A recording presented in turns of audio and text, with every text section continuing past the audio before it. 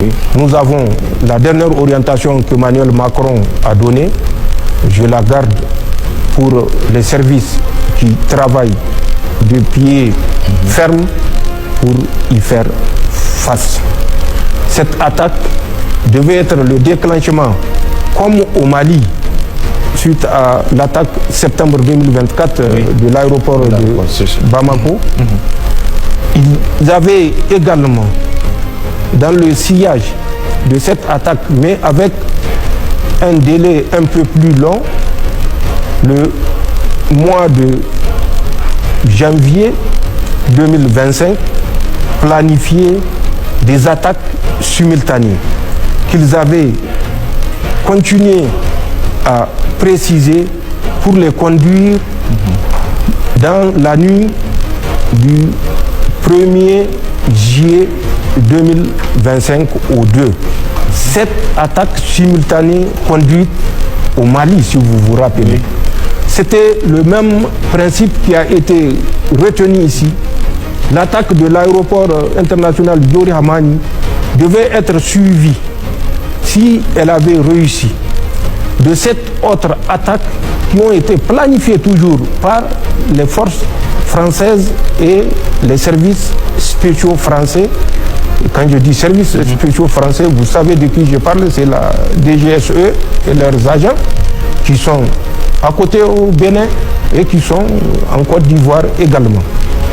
Donc ils avaient prévu cette attaque simultanée. Ces attaques simultanées devaient concerner Tamou, Saï, Torodi, Tera, Bankilari, Walam, Bani Bango et Aïrou. Ces attaques devaient être la suite de l'attaque de l'aéroport international Diori Hamani de Niamey. C'est le châtiment réservé aux mercenaires et la leçon donnée à leurs sponsors qui a fait interrompre cet élan, cet assaut qui était planifié. Vous aviez suivi, 2 jours après, ils ont tenté une incursion à Maklondi. Là également, parce que l'objectif des mercenaires et de leurs sponsors, et particulièrement de leurs sponsors, était de détruire tout ce que nous avons comme capacité aérienne. C'était ça leur objectif.